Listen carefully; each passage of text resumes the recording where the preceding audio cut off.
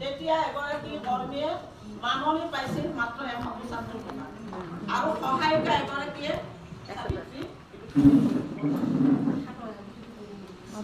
সহায়িকাই পাইছিল 50 টকা। আমি অংগনবাড়ী কৰ্মী সহায়িকাসকলে হাবু ডাবু খাই আছিলোঁ, হাবু ডাবু 50 টকা আৰু 175 টকা। তেতিয়া অৱশ্যে অলপ কামৰ পৰিমাণ কম আছিল। ক্ৰমান্বয়ে কাম ইমান বাঢ়ি আহিল আমি মানে কোনোফালে ঢুকি নোপোৱা হ'লোঁ। কাৰণ আমি ঘৰৰো কামত সময় দিব নোৱাৰা হ'লোঁ আৰু চাকৰিৰ কামতো আমাৰ সময় মানে নাযায় এনেকুৱা এটা অৱস্থা হ'ল। হাবু ডাবু যেতিয়া খাই থাকিলোঁ, কোনোবাই আমাক সহায় কৰক, কেনেকৈ আমি যাম, কেনেকৈ আমি নাযাম, আমি পাৰাপাৰবিহীনভাৱে চলিব ধৰিলোঁ অংগনবাড়ীবিলাকে। তাৰপিছত ৯৯ চনত CIT নামৰ মহান সংগঠনটোৱে ICDSৰ বিশেষ তেতিয়াৰ বাইদেউসকলক লগ লাগি অসম ৰাজ্যিক অংগনবাড়ী কৰ্মী আৰু সহায়িকা সন্থাক জন্ম দিলে ৯৯ চনত। তেতিয়া যেনিবা আমি অলপ সৰু আছিলোঁ, মই 88ত সোমাইছিলোঁ আৰু 88ত মই মেট্ৰিক পৰীক্ষাৰ ৰিজাল্ট নিদিওঁতে অংগনবাড়ীত সোমালোঁ 3 বছৰ বঢ়াই লৈ পেলাই। 15 বছৰ 3 মাহ আছিল মোৰ বয়স। এই আমাৰ বাইদেউজনীয়ে জানিব, এইটো আমাৰ গাঁৱৰে বাইদেউ। মোৰ বয়স তেতিয়া 15 বছৰ 3 মাহ আছিল। মই দুখীয়া ঘৰৰ ছোৱালী, অৱস্থা বহুত বেয়া। আই আৰু মই মানে পানীৰ পৰা ঘৰটোত থাকোঁতে মানে টেঙাই গৈছিল।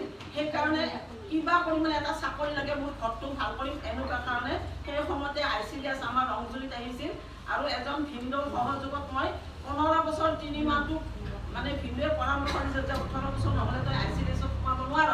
তেতিয়া মই হেডমাষ্টাৰক যাই ক'লোঁ, ফৰ্ম ফিল আপ কৰাৰ সময়ত চাম মোৰ বয়সটো বঢ়াই দিব লাগে বোলে, কিয় মই চাকৰি কৰিম। কিন্তু কি চাকৰি মই সেয়াও নাম নাজানো বান্ধৱীসকল, মই ইমান সৰু আছিলোঁ। হেডমাষ্টাৰে কৈছে চাকৰিটোৰ নাম কি? মই কৈছোঁ ছাৰ চাকৰিটো মই নাম নাজানো, খালি তেওঁ ভিনদেউৰে কৈছে, যিজন মানুহে কৈছে চাকৰিটোৰ দৰমহা কম কিন্তু বাহিৰা পইচা বহুত বেছি, সেইকাৰণে চাকৰিটো লাগে। তেতিয়া ছাৰে কৈছে বয়স কিমান দিন? মই সৰু ছোৱালী নহয়, মই ভাবিলোঁ 18 বছৰ বেতন কম পাৰে না বছৰ বেশি।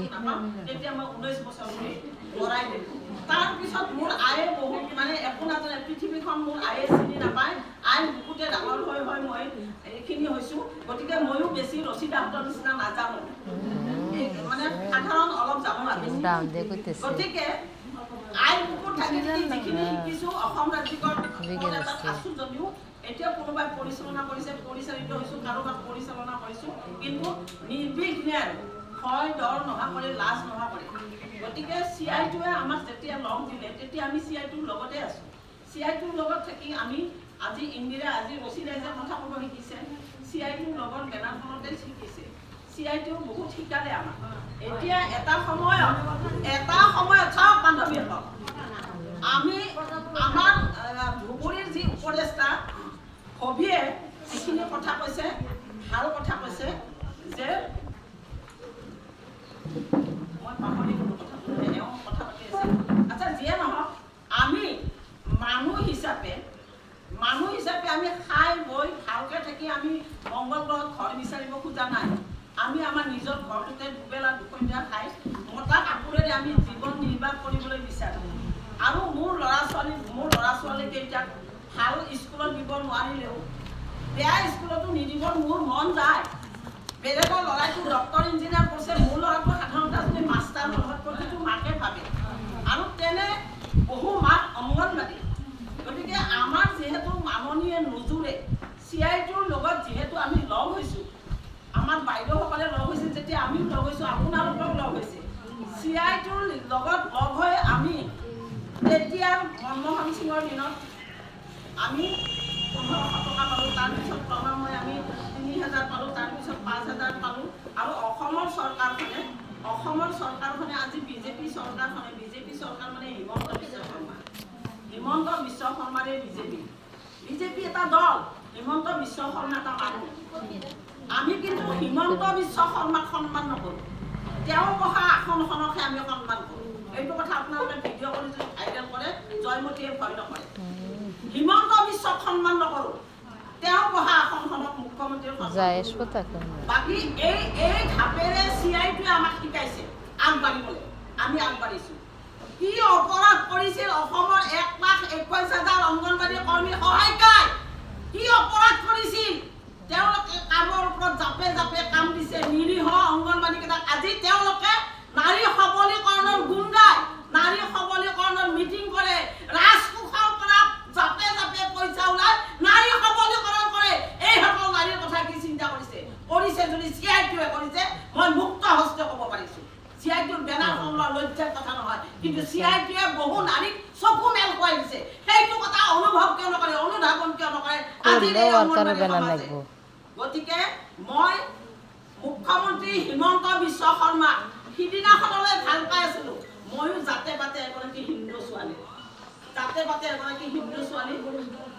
প্ৰায় মুখ্যমন্ত্ৰী উজনিৰ পৰা আহে, নামনিৰ মুখ্যমন্ত্ৰী হোৱা নাছিল। হিমন্ত বিশ্ব শৰ্মা নামনিৰ মুখ্যমন্ত্ৰীৰ কাৰণে আৰু তেলেৰ মুখ্যমন্ত্ৰীৰ কাৰণে বহুত ভাল পাইছিলো, বহুত শ্ৰদ্ধা কৰিছিলো। কিন্তু যিদিনাখন অসমৰ লোকপ্ৰিয় গোপীনাথ বৰদলৈ বিমানবন্দৰ তেওঁ বিক্ৰী কৰিলে, সিদিনাখন মই তেওঁক খুৱাই দিছো। কাৰণ কি অধিকাৰ তেওঁ? আজি ইপদ কালি সিপদ, কালি সিপদ। আজি হিমন্তৰ তলত আছো কাৰণে আমি হিমন্তৰ বহতীয়া হৈ নাযাওঁ। আমাৰো এটা নৈতিক অধিকাৰ আছে। আমিও গণতন্ত্ৰৰ মানুহ, আমি গণতন্ত্ৰৰ দেশত বাস কৰিছো। কোনো বিজেপি দলত আমি বাস কৰা নাই, আমি গণতন্ত্ৰ দলত বাস কৰিছো। গতিকে যি চৰকাৰ আহে তাৰে তলত আমি নাথাকো। আমি আমাৰ নৈতিক অধিকাৰেৰে আমিতো আন্দোলন কৰিব আমাৰ মন নাছিল। হবিয়ে কৈছে জাপে জাপে স্মাৰক পত্ৰ দিছো আমি, মন্ত্ৰীৰ জৰিয়তে, MLAৰ জৰিয়তে, মন্ত্ৰীৰ জৰিয়তে, DCৰ জৰিয়তে জাপে জাপে স্মাৰক পত্ৰ সঞ্চালকালয়, জাপে জাপে স্মাৰক পত্ৰ মুখ্যমন্ত্ৰী, যাতে জাপে জাপে স্মাৰক পত্ৰ